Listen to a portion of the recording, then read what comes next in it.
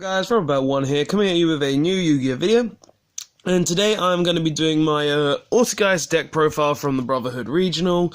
Now I came 35th. I was the highest X3, always on the bubble with me. Gotta get on the bubble because of the Brotherhood Regional. I'm cursed up, but I did do well at the regional. Every deck I faced, I felt like I could have won against, but every deck I lost to, I bricked, except for one, just because they had the warning.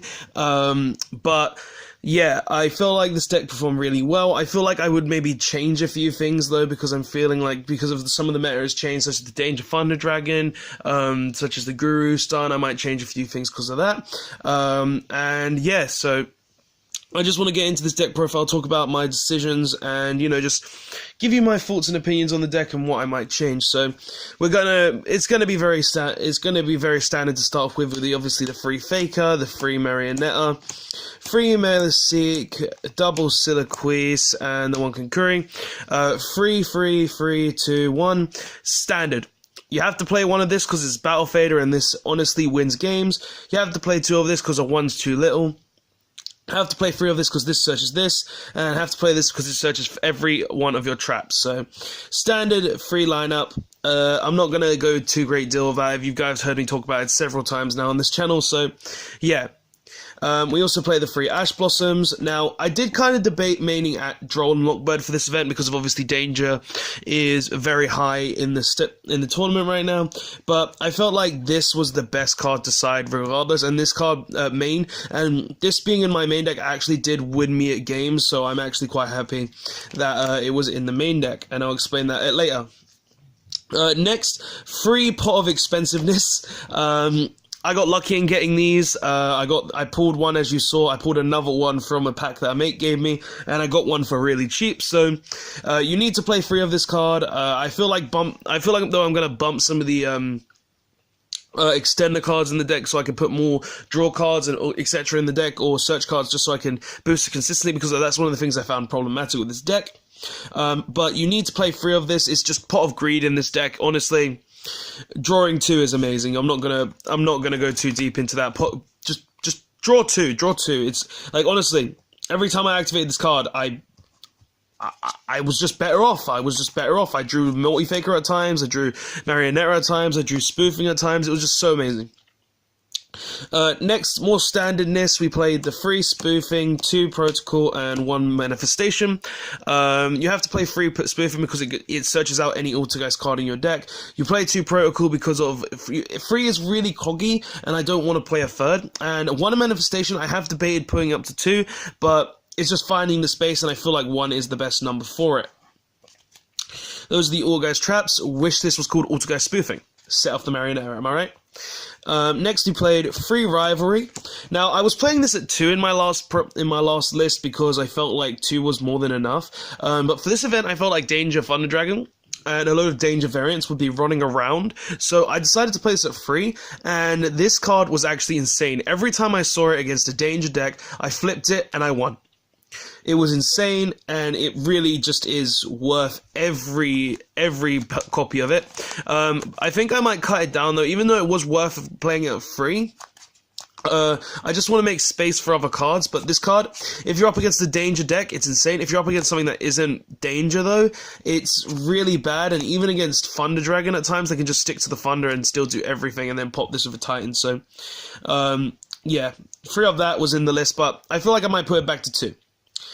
Next, we play the free Impermanence standard. You want to play 3 of this just because if you open Faker, then this is infinitely better. But honestly, guys, this card has gotten slightly worse though now because now that we're in a format where there isn't really a load of normal summon effects to go with, this card isn't as good as it once was, but if you do something such as the Guru Stun, activate this, negate Guru, if you do something like the Thunder Dragons, and you draw this, and then you just negate their 1 Colossus if they have only one Colossus, or negating a Saruja, this card is still kind of insane, so you still have to play it for those reasons as well. Next we played free Mind Crush.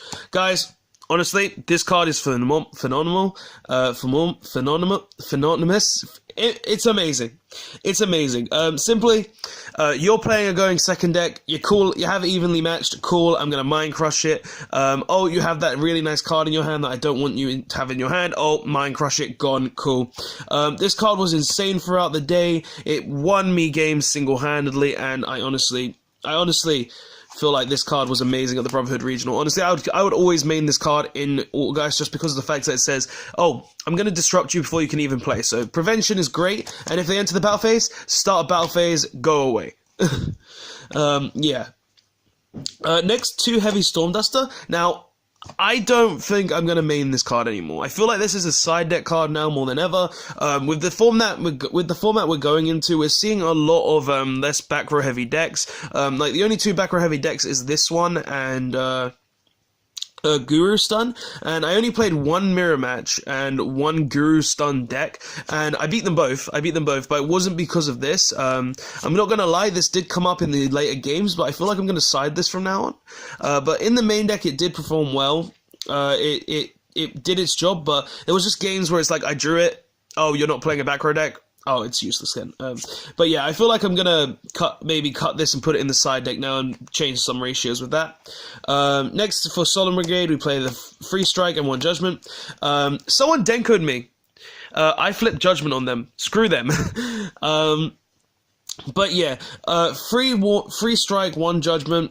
Honestly, I want to put in the strike now because I'm just feeling that I need more ways to say no in the deck, and seeing as warning is like just really good card. Like don't get me wrong, this ratio was fine. It did perform really well. It helped a lot, and it gave me the things that I needed to actually play the game.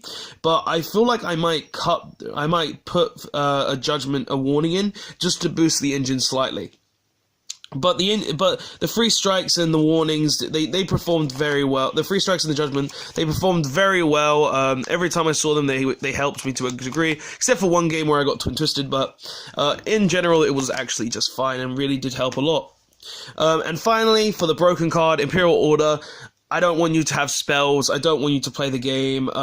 Yeah, go away. But yeah, the main deck is very good in my opinion. Like if we're in a fickle Altergeist / Guru format, I might keep the Heavy Dusters in. I don't know, but in general, everything is really good. Like you can still play Free Rivalry because of danger is still a threat. You can still play. You still have to play 3 of each of these. Like your pot is just in general, and I'm probably gonna put in like dualities and stuff as well to change. But for the extra deck, we did play we use this as the field center. The Brotherhood's the best locals in the world, yeah? Brotherhood's the best locals in the world. I'm an elite. I'm an elite there, according to this, so, ooh, nice.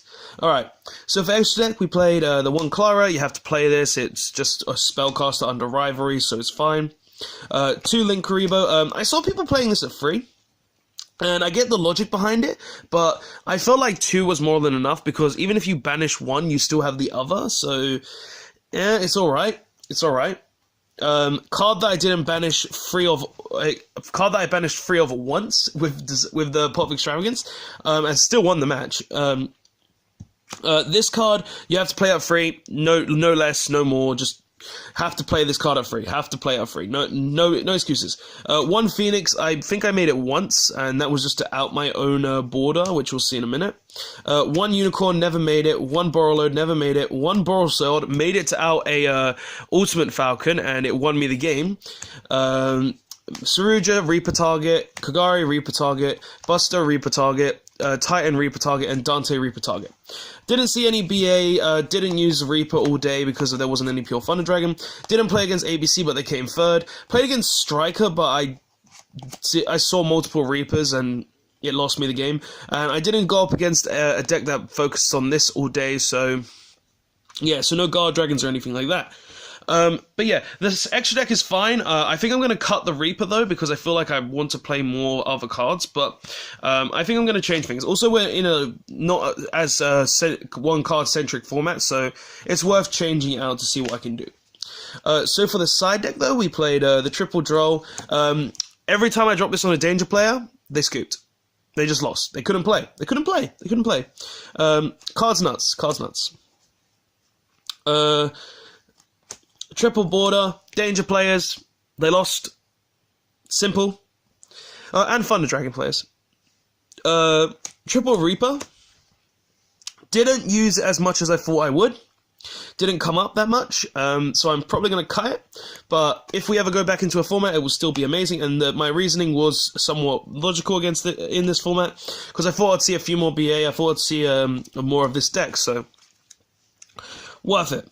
One Secret Village. Now, my reasoning by playing one in the side was that, I don't need it in the main deck. I'm not feeling it being really good in the main deck. And seeing as we're in a format that's more danger-centric, I felt like having one in the side deck was enough. But the reason we're only playing one in the side deck mainly is because I wanted to. I did endorse one. I only dueled one strike all day in the last round, last game, and this only came up in that game. And when this came up, I got warninged, and I lost because of that warning. And you know, it happens, but this card would have been insane if it went through, and I would have just won that match. And so one in the side is enough. I just want more for Striker, and Striker aren't as represented as anymore as I believe, and they're just not as powerful as they once were. So Secret Village, I feel like still needs to be there, but you know, it can be changed out for anything. Next, we played the 2 wiretap. Insane choice, in my opinion. Every time my opponent tried to wiretap me, I flipped this, and I won. What are you going to do? You wiretapped me. You red rebooted me. You red reboot me. Pay half your life points. Oh, no. No, you're not allowed to. I'll kill you next turn. Simple. Simple. Just dumb choice. If you're playing a trap-based deck, side wiretap. It's 100% worth it, honestly. And finally, 3 evenly matched. My opponent made me go second once in the whole event. I evenly matched them, and made me go first, and I evenly matched them. They made me go first, and it won me the game. But yeah, that's the entire deck. I felt like the deck performed very well throughout the day. Even though I did go X3 in the end, it did go very well, in my personal opinion. It performed very well in general. And yeah, so I've got the tournament report here with life points and everything. So first round we played against Orcus Danger.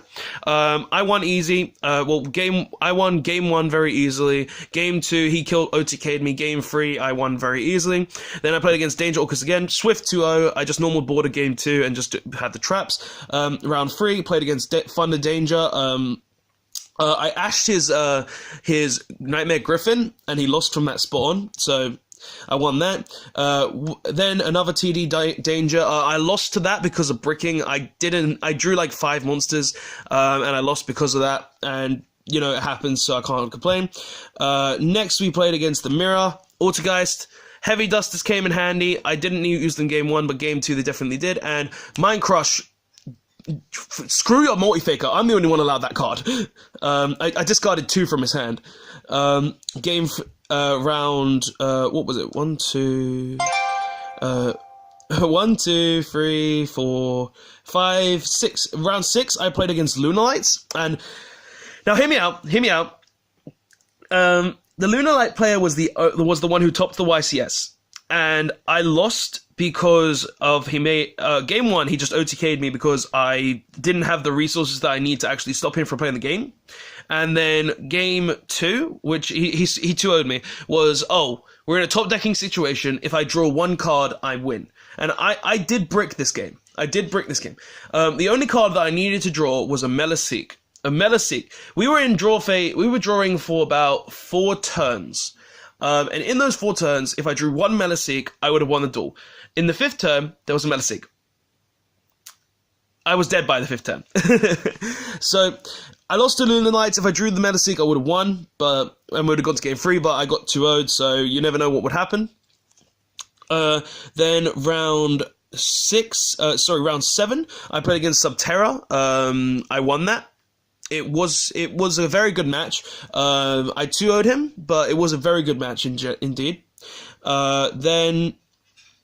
Actually, no, I didn't 2-0 him. It was a 1-1, wasn't it? Never mind. I bricked that game too, actually. And then the final round I played against Striker. Striker was, honestly, game 1, fine. Game 2, I lost. It was fine. I lost because of Pancrotrops. It hurts. And then game 3, Game 3, it was another top... It was literally, I activate Secret Village, normal summon Marionetta. He had the Solemn Warning. I lost because of a Solemn Warning. But it happens. I'm not going to complain about that. But yeah. But in general, guys, this deck performed very well. It was a very good deck. The tournament was great. Brotherhood is always the best regionals. My curse continues, though. I will try a top again next year. I'll probably still lose because of the curse. But guys, in general, thank you for watching this video. The deck performed very well. Tell me your thoughts of it in the comment section below. Tell me if you enjoyed the video. Tell me if you think the deck profile is good. Tell me all of that in the comment section below. And guys, thanks for watching. My 35th place deck profile out of like 100 out of 240 something players. But yeah, guys, we're all about one. Signing out. Later, guys. Oh, and don't forget to like, comment, and subscribe for more Yu-Gi-Oh videos, and press the notification button to be notified of any streams or videos that I upload in the future. Bye, guys. Later.